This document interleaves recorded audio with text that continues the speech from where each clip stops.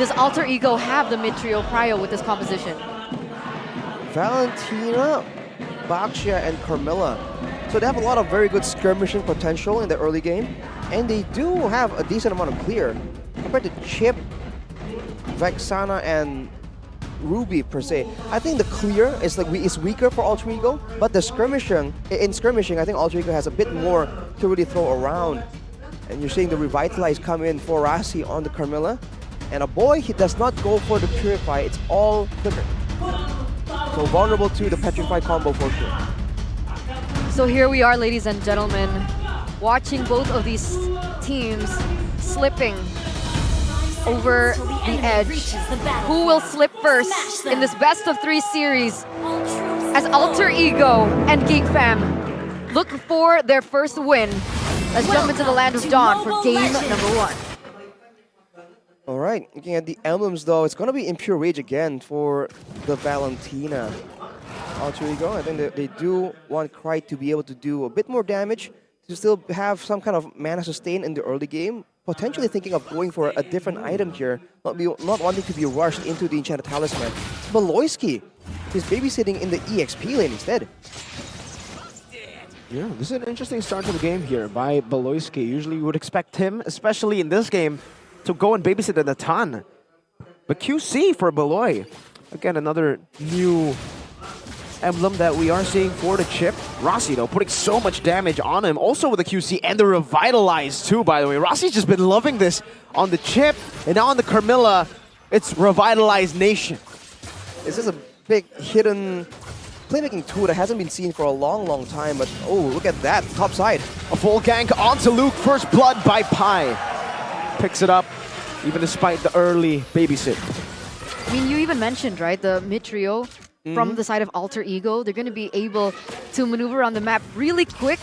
Rossi technically was still number 1, has an additional amount of movement speed as well, but he's getting shots quite low. Nom nom nom, but the Revitalize actually helps him to heal back up all the way. Ray now caught in the bad spot. Still able to escape for a bit. That's a 1-for-1 trade. Only the roam for the jungler though. Beloyski still wants to keep this fight going. Luke still level 3. And look at Krite just shooing away the rest of Geek Fam as they get a better trade.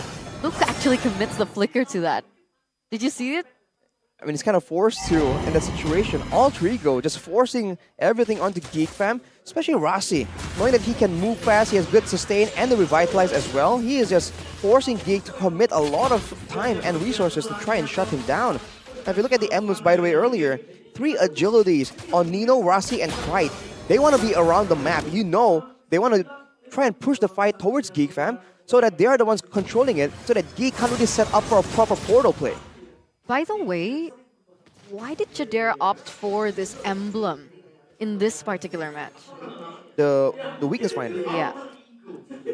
Maybe he thinks that his team is going to have a lot more time just moving forward, and they want to save a lot of the utility in case the dive comes in. So when they're just moving forward and trying to get some advantage, I feel like Chadera wants a bit more of that, weakness finder effect in the middle of a short skirmish. Okay, Ray actually gets out of the ultimate there, pops into Deathless Welcome, but Geek Fam will concede the first turtle over to Alter Ego. Taz securing the turtle for free.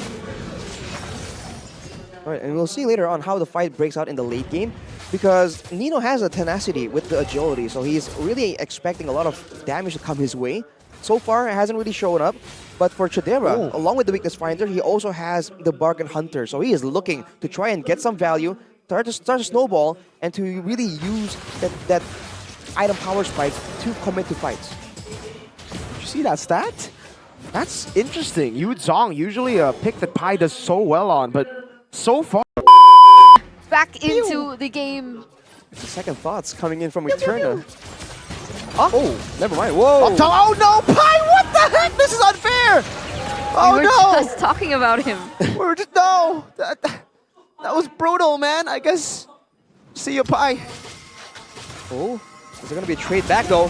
Oh, beautifully done by Chadera. Not even the Purify used up, but he still has it right now. Pops in the Purify. Chadera with the outplay.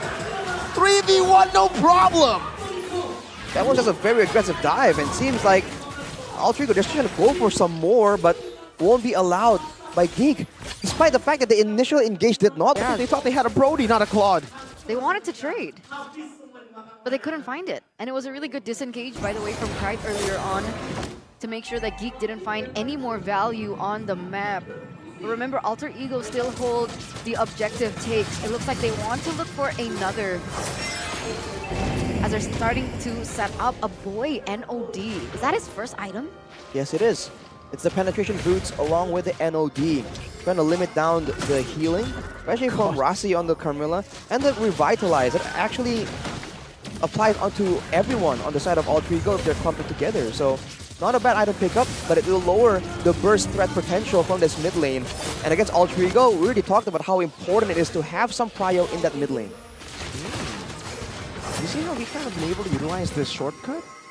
They're actually not just utilizing it for ganks, they're also just using it for added map pressure. They had 4 members rotate up top, then teleport back towards the bottom lane, so that Geek fam can actually get more pressure there.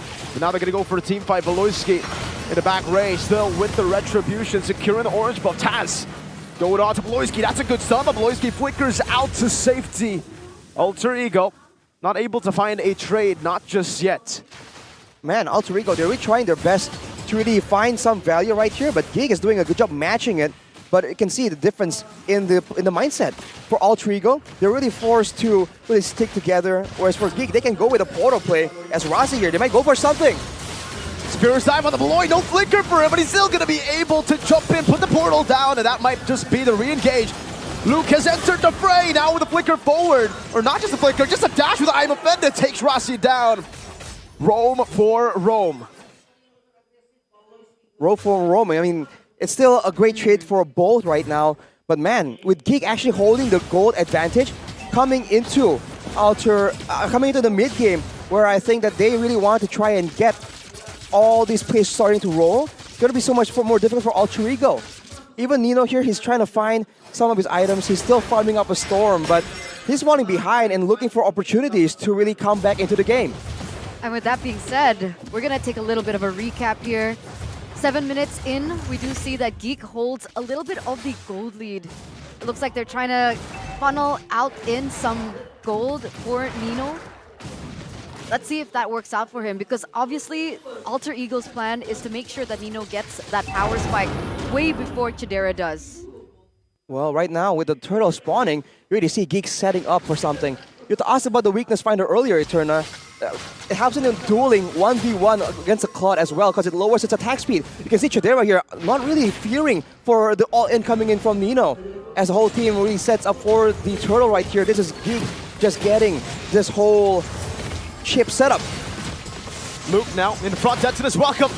Finding Taz, and that's a free turtle for Ray. Secures it with absolute class. Geek fam now backing away as they've gone in. Ray gonna be caught in the Furious Dive and the Petrified. Taz now with the shield unity as well, but Luke is here with Chidera as well. The entropy placed out, Beloyski with the flank now. Walking 2 members down, but Rossi has been isolated. Somehow, some way, Ray has survived. That's an amazing outcome coming in from Geek fam. And it was so fortunate. Oh no, Nino. Ooh. Okay, he gets out. Oh no, Luke! Given the playmaking picks, and this is what he does! Luke with the Ruby, finding 2 on the board, and Nino falls. Now another pull back as Beloyski shoves Taz with a crash course and a stun. Mid lane siege possible. Taz pops into Poisson's. Luke goes in. Domra Woking stuns him up, and the Eternal Guard locks him down. A boy is on a killing spree. And in the bottom lane, they are shoving that as well. Tier 2 threatened now as Geek fam go for the purple buff, and they give it to Chad Era. They're picking up all the scraps left, right, top, and bottom. This mid tower should surely fall, especially with how much damage Chidera is already doing in his siege. Hello? No way. No way, Beloy. Okay. Beloy? Rossi's coming. Rossi is coming. Rossi took the kill. Not ideal. Unnecessary. Unfortunate. Unfortunate for Nino. Jumped on, might be picked off. Nom nom nom, the Dino says as he puts Taz and chomps him up. The damage not enough just yet, never mind. My God! Another burst of damage coming down from the Geeks to take Taz down. Meanwhile, Mr. Chad Era still in the side lane farming and getting turrets. 3.2k gold lead. And he also just obtained a Holy Crystal, Arashi. Yep. He just has a lot of damage right here. No penetration just yet, but he also doesn't have a win of nature. So in the middle of a big fight, the Yutong and the Claude can still make big plays happen. But for now, with all the control, Geek just immediately rushed down the first free Lord. Look at Beloy. Could this be the BBB? The big brain Beloy play? No, wait. no, he's just chilling there. He's Vision. That's what he is right now. He's just standing He's there. a portal. He's an arrival. He's a battle spell. So he's everything. He is everything. You're literally giving him all the labels available. Look at the boy with the glowing wand as well right now. In the middle of a fight where both teams are just trying to poke each other down, it's gonna be so valuable to have the glowing wand to just stop all that regeneration, especially with the regenerations they can pop for themselves. Now it's back to a slow game for Geek Fam. All they need to do is shove the wave in together, and that's what they are planning to do. Wave, bottom, top, crashing together. Luke gonna be the one sent into the mid lane to clear it out, as Ray is actually sieging down that mid tier 2. Final tier 2 of this game will be taken down for the side of Alter Ego. Oh, good pull by Luke with I'm offended into the knob chomp. Ray pulled back as well. But now it's going to be Rossi who's still able to survive for now. The back line, Jadero with the Purify still able to kite back, and Taz is caught in no man's land. Terrify and more damage to come through from Chidera. Right now, caught in the I'm offended, still able to dash away for now. Nino with a blazing duet, but no damage just yet. Chidera, Entropy, zoning Nino back away again. Up top, Rossi looking for the defense. Geek Fam want to go for this base turret, and Luke will provide some safety. Quite gets pulled in again, and Chidera cleans it up. Mega kill for Chidera. And they don't stop there. They want to go for more in the mid lane. They go. 2 base turrets. Absolutely no solutions coming through from Alter Ego whatsoever. And you can see from the team fight that they did try their best. Pi opened up the Black Dragon form, tried to go in for some damage onto Jadera, but he was bursted down by the damage output coming in from that man himself, as well as a boy. At this point, with a 7k gold lead, how do they even try to hurt the backline if even Pi, whose job is supposed to be, can't even get to that point? He jumps down after the Black Dragon form, and he gets instantly deleted. That's a late game Natan damage. The crowd control he provides for the team is not a stun, it's not a root, it's just death straight up.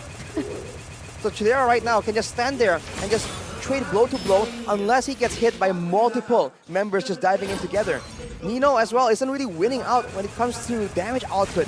So he just finished a Malefic Roar after that fight. So hopefully if he comes in together with maybe Taz and Rossi and jumps on Chidera, they can find something.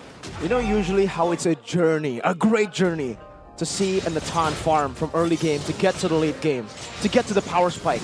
It's not much of a journey here. He just got all of his items and he just shredded down the Lord. What? There's no journey here. It's instant, technically, for Geek Fam for now. An Alter Ego there, bamboozled. They don't know what to do.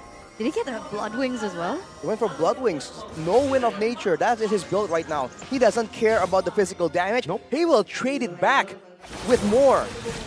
That is what he's aiming to do. As right now, Beloyski just really gaining some confidence, moving around, knowing that whatever happens, if he gets jumped on, his team will be there to trade it back. But an 8k gold advantage with Chidera, almost 2k ahead from Nino. The Lord comes through. This might be the final fight. Keep your eyes glued on Luke, because this man has been making the plays happen. Again, just zoning for now. He has the I'm offended, can pop it whenever he still goes in onto Rossi. And look at the damage from Chidera! Is melting down Rossi. That's the tank. That's the tank. Even the dragon who's flying by gets absolutely deleted. When the Natan gets full items at 12 minutes, it's GG. And Geek Fam will take game 1.